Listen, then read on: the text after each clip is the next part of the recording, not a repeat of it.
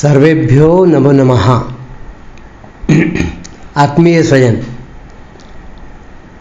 आज रविवार भाद्रपद कृष्ण सप्तमी विक्रम संवत 2081, दिनांक 25 अगस्त 2024। यह व्याख्यान जो एक माह का गुरु तत्व चिंतन कार्यक्रम आशाराम जी के महाप्रयास से प्रारंभ हुआ और जिसका समापन भी हुआ, अर्थात वह गुरु पूर्णिमा से राखी पूर्णिमा तक चला। उसमें विविध वक्ताओं ने अपने अनुभवों द्वारा और जो ज्ञान उन्होंने संग्रहित किया था उसके द्वारा अनेक बातें हम सब लोगों के सम्मुख उपस्थित करी। बहुत विशेष, बहुत सुंदर तरीके से और अनेक उदाहरणों द्वारा उन्होंने उसकी प्रस्तुति दी। वह सारी प्रस्तुतियाँ अत्यंत प्रेरक थी, महत्वपूर्ण थी। क्योंकि हम सब लोग साधक वृत्ति से इस कार्यक्रम के साथ जुड़े हैं और यह प्रातः स्मरण गीता पठन साधना समूह ही है, तो साधक वृत्ति अर्थात शिष्य वृत्ति यह हम सबके भीतर कूट कूट कर भरी हुई है। उसी का आधार लेकर अपनी बात रखने का प्रयास करता हूँ। वैसे शिष्य जब आचार्य के पास जाते थे तो आचार्य जब उनके शिक्षादान का कार्य पूर्ण होता था तो उन्हें दीक्षांत संदेश दिया करते थे। वह बड़ा महत्वपूर्ण है, बहुत अच्छा है। वह उपनिषद के माध्यम से यदि हम सुनेंगे, विशेष रूप से तैत्तरीय उपनिषद में वह आया है। शिष्य अर्थात सीखने वाला और आचार्य व ऋषि व गुरु जिनके पास वह ज्ञान का भंडार है और वह नॉलेज शेयरिंग, वह ज्ञान के भंडार को प्रवाहित कर रहा है, उड़ेल रहा है, जो उनके सम्मुख उपस्थित है। कैसे वे सम्मुख कौन है? तो वह समित पाणी है, जिन्होंने समिधा अपने हाथ में ली हुई है। समिधा यज्ञ के लिए आवश्यक होती थी। कुछ वृक्षों की सूखी हुई वह लकड़ियाँ, टहनियाँ और कुछ अन्य सामग्री भी होती थी, घृत आदि, घी आदि, या कुछ सुगंधित द्रव्य भी होते थे। पूजा पाठ के लिए आवश्यक पुष्प आदि भी होते थे। तो वह लेकर वह शिष्य हाथ में लेकर खड़े हैं। समित पाणी उनको कहा। वे जब आचार्य के या गुरु के या ऋषि के द्वार पर खड़े हैं तो ऋषि, गुरु अथवा आचार्य समझ जाते थे कि यह कुछ पाने के लिए आया हुआ है। यह अपने आप को उस हवन कुंड में जैसी यह आहुति डाली जाएगी, यह हवन की लकड़ियाँ, घृत आदि, ठीक वैसा ही इस यज्ञ कुंड में अपने आप को आहूत करने के लिए, अपने आप को स्वाहा करने के लिए यह तैयार है।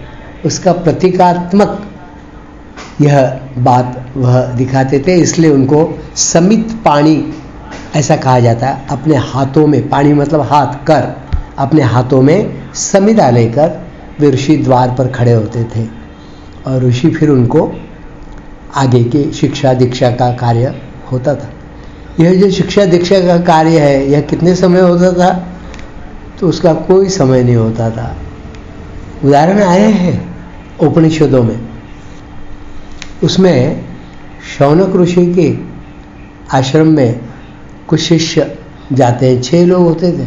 और वह जब जाते हैं तो वे कहते हैं कि हम विद्या अध्ययन के लिए आए हैं, हम आपका मार्गदर्शन चाहते हैं, हमें आप ज्ञान दीजिए, शिक्षा दीक्षा दीजिए, संस्कार दीजिए, साधना की पद्धतियाँ सिखाइए, या जो कुछ शिष्यत्व काल में सीखना होता है वह आप सिखाइए। तो ऋषि, और उनके पास कुछ प्रश्न भी हैं, क्योंकि वो अलग अलग जगह पर शिक्षा अध्ययन, विद्या अध्ययन करके आए हुए हैं, तो ज्ञानवान है वह बहुत सारी विद्याएं ग्रहण करके आत्मसात करके आए हुए हैं। जैसे ऋषि के सम्मुख वे 6 लोग, मित्र लोग, युवा लोग खड़े होते हैं, तो ऋषि कहते हैं ठीक ठीक ठीक, मैं तुम्हें जरूर दूंगा, शिक्षा जरूर दूंगा, ज्ञान जरूर दूंगा, लेकिन तुम्हें 1 वर्ष तक कम से कम यहाँ पर रुकना पड़ेगा। उस 1 वर्ष के बाद मैं इन बातों का उल्लेख करूँगा, यह बातें तुम्हें दूंगा। और ये सारे जो 6 इधर अलग अलग देशों से, कोई कौशल देश से आया है, कोई वैदर्भी देश से आया है, कहीं कोई और कहीं से आया है, और वह तैयार हो जाते हैं। और 1 वर्ष में तो फिर काम नहीं होता है, काम तो चलता है। मतलब कैसे चलता है, कितना चलता है, बात अभी निकली तो बता दूं कि प्रजापति के पास इंद्र विद्याध्ययन के लिए गए। प्रजापति के पास इंद्र, जो देवों के राजा, जो इतने वैभव संपन्न थे, शक्ति संपन्न थे, वे प्रजापति के पास गए और प्रजापति ने उनको कहा कि 5 वर्ष तक यहाँ रहो मेरे पास, मैं तुम्हें सब कुछ बता दूंगा। इंद्र ने कहा हाँ मैं तैयार हूँ। और इंद्र 5 वर्ष रहे, 5 वर्ष नहीं, उनका विद्याधन 101 वर्षों में पूरा हुआ। तब प्रजापति ने उनको छोड़ा। इतना लंबा अवधि ऋषि के पास, आचार्य के पास या अपने गुरु के पास रुकने की शिष्य की मनीषा यह दर्शाती है कि वह विद्या ग्रहण करने के लिए कितनी उसके अंदर उत्कटता है, उसकी तितिक्षा कितनी है, उसके अंदर कितनी विनम्रता, कितना श्रद्धाभाव है, यह बात दर्शाती है। इसलिए यह कुछ उदाहरण मैंने आपके सामने रखे। ऐसे अनेक उदाहरण हैं, श्वेतकेतु का है या प्रहलाद का है, ध्रुव का है, ऐसे अनेक उदाहरण हैं, अनेक। जाबाली का है, आरुणि का है। श्वेतकेतु के पिता उद्यालक ऋषि आरुणि के पुत्र थे, उन्होंने भी उसी प्रकार के काम किए हैं।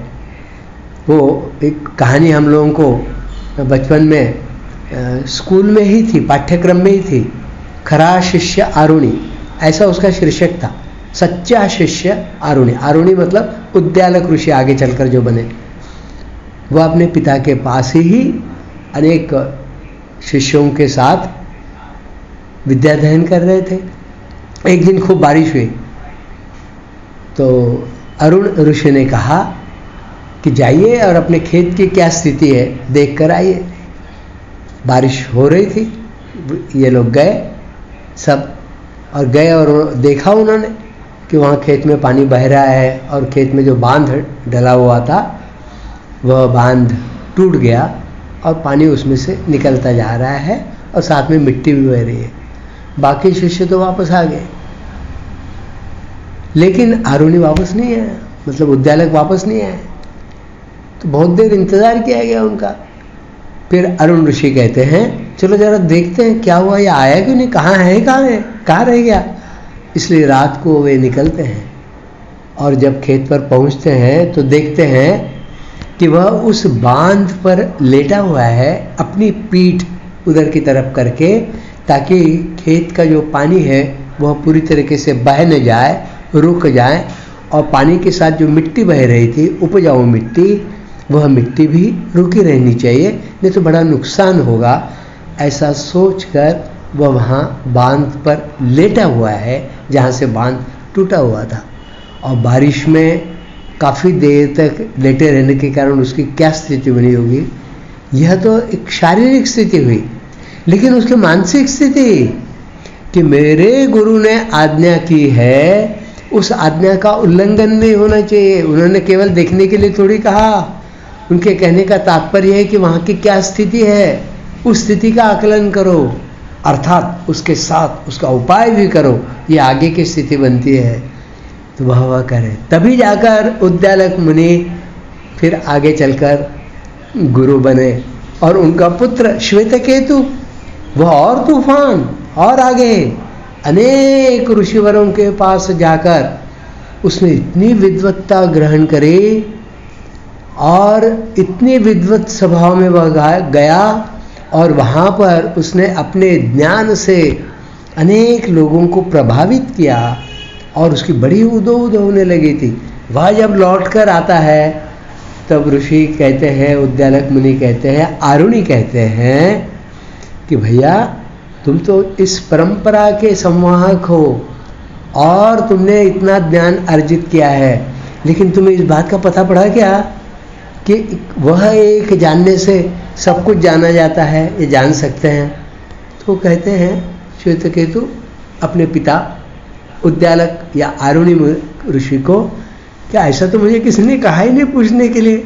मतलब कुछ भी ज्ञान की सीमा गांठने के बाद भी, वहाँ तो ऊंचाई तक पहुँचने के बाद भी कुछ शेष रह जाता है और वह दूर करने का काम, वह देने का काम ऋषिवर करते हैं और फिर उनकी शिक्षा दीक्षा वहाँ आरंभ होती है।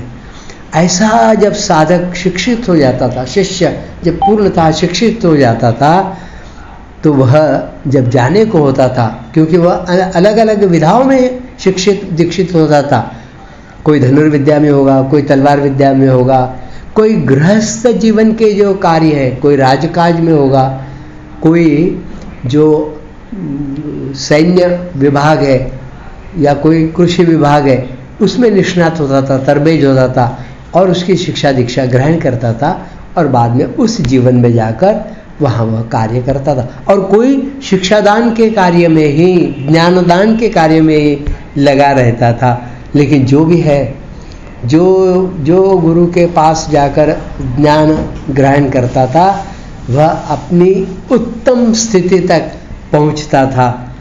उस शिष्य को, उस व्यक्ति को गुरु उपदेश देते थे। जाते समय वे कहते थे, वेद मनुचार्योन्तेवासिन, मनुशास्त्री जो अंत्यवासी है, मतलब जो यहाँ पर इस परिवार का अंग बना हुआ है, वह जब जाता था तब गुरु उसे उपदेश देते थे।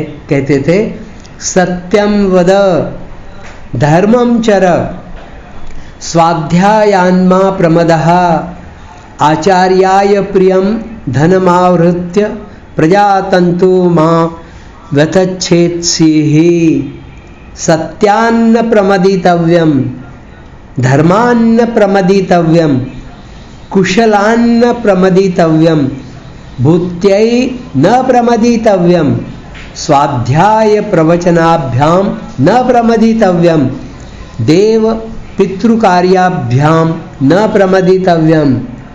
गुरु जो शिष्य जाने को है आश्रम से, जो अंत्यवासी था अभी तक, जो गुरु के हृदय में वास कर रहा है, तभी तो शिष्य को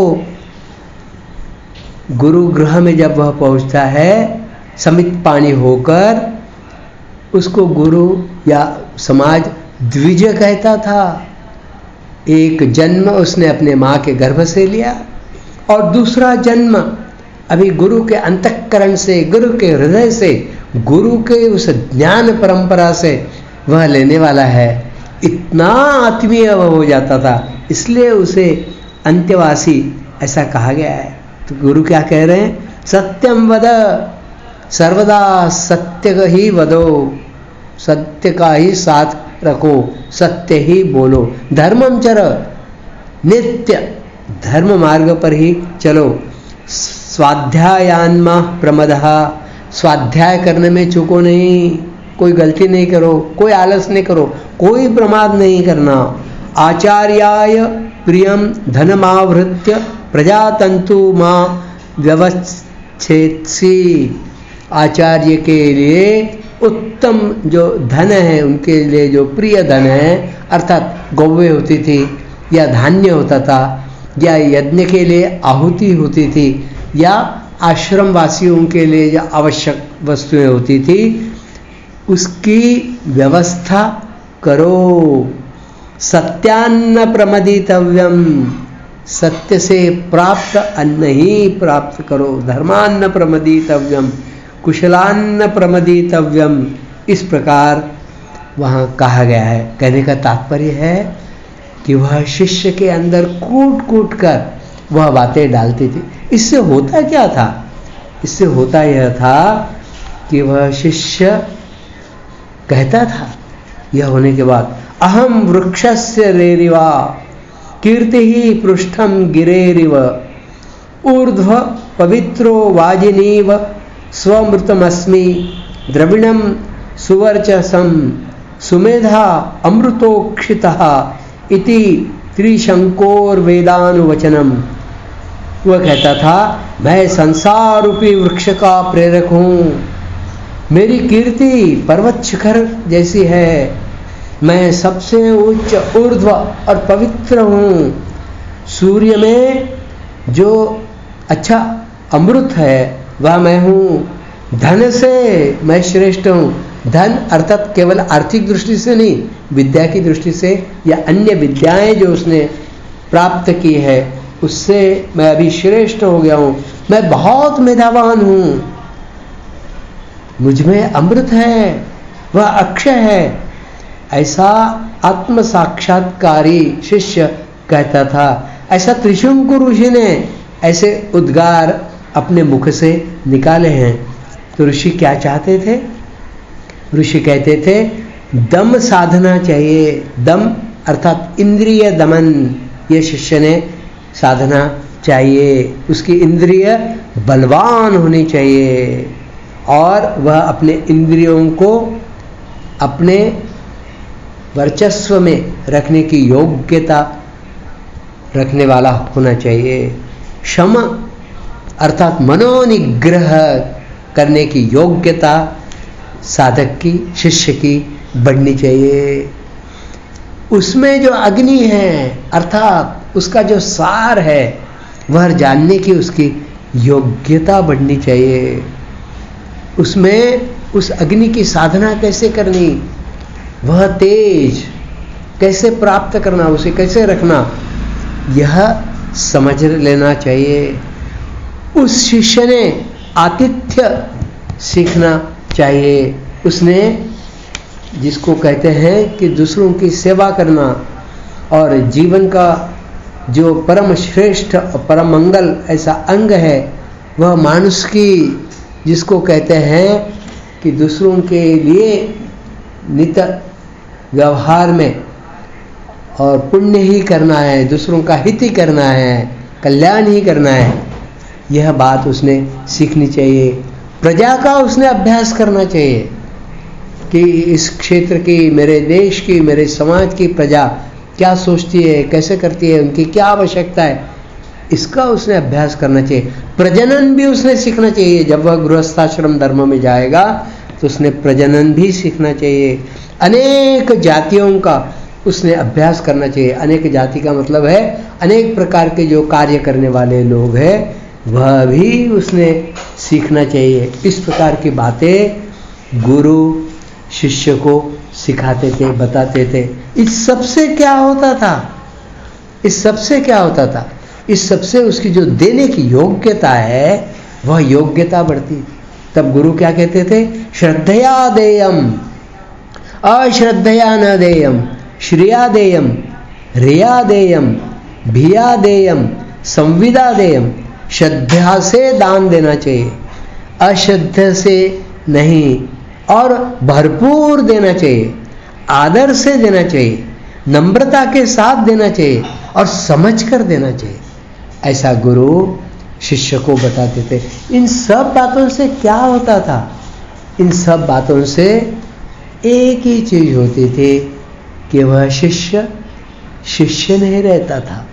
वह शिष्य इतनी श्रेष्ठता को प्राप्त करता था कि आगे चलकर वह यह सारी बातें जो उसने गुरु से प्राप्त की है, आचार्य से प्राप्त की है, ऋषि से प्राप्त की है, वह समाज के विविध अंगों को आगे चलकर वह देने के योग्य बनता था। इसका मतलब क्या हुआ?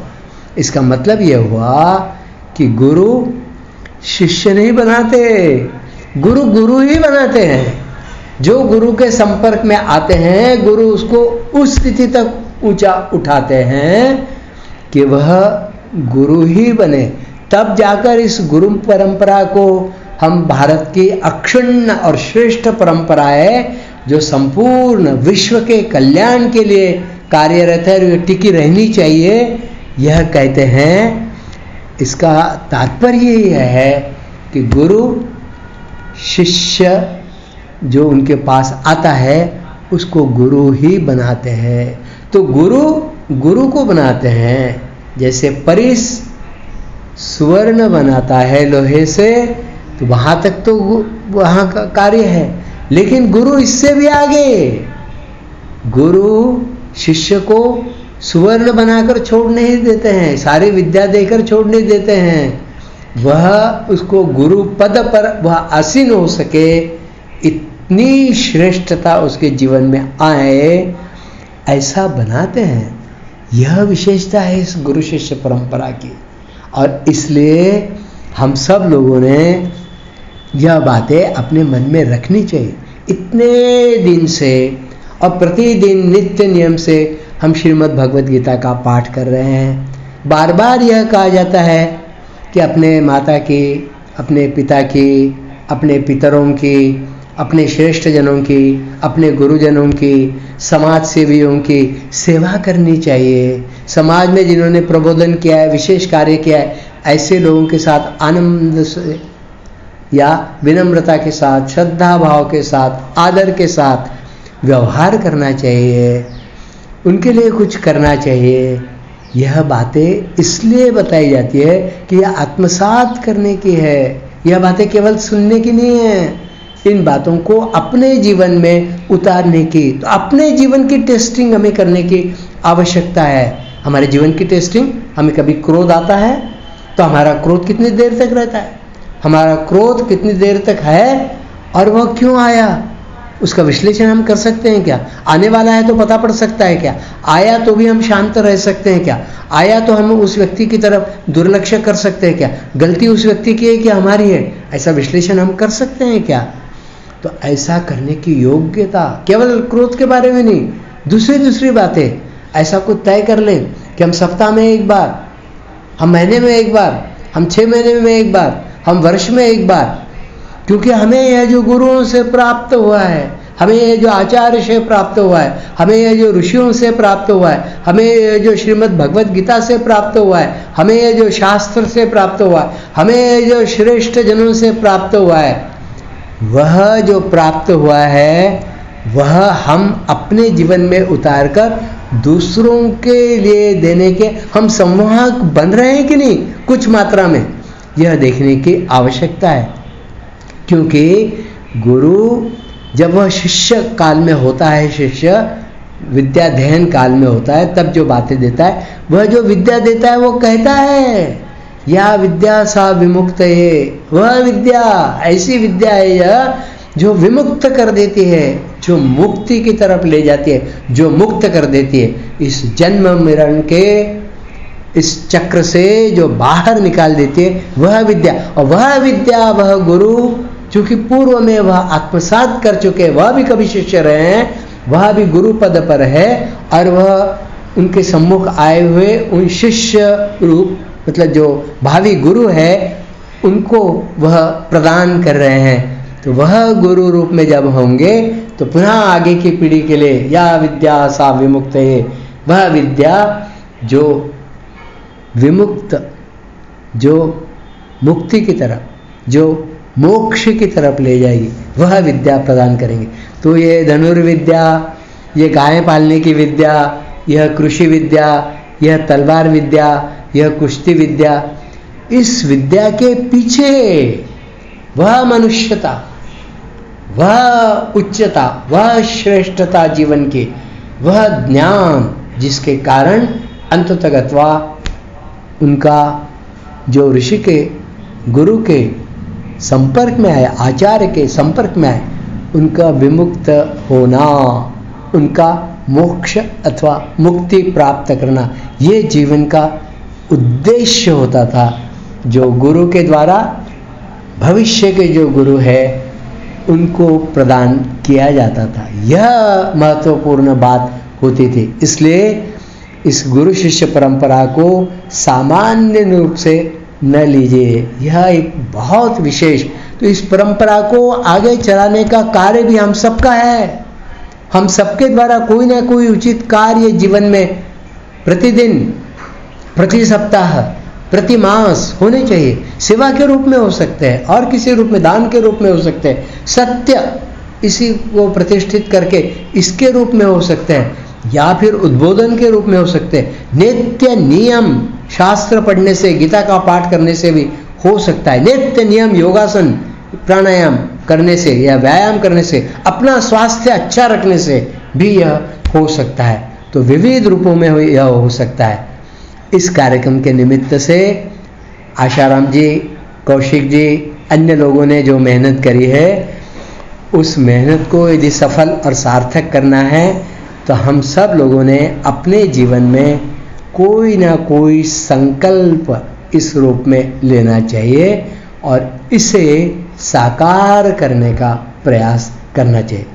मैं निश्चित रूप से कह सकता हूँ, छाती ठोक कर कह सकता हूँ कि हम सबका जीवन धन्य धन्य हो जाएगा, सार्थक हो जाएगा। ऐसा सफल जीवन तो हो सकता है, लेकिन सार्थक होना यह बहुत महत्वपूर्ण है। ऐसा जीवन सभी का सार्थक हो, यह ईश्वर चरणों में बहुत विनम्रता के साथ प्रार्थना करते हुए अपनी वाणी को यहीं पर विराम देता हूँ। आप सबको हृदय से धन्यवाद। आशाराम जी के माध्यम से आप सबको पुनः पुनः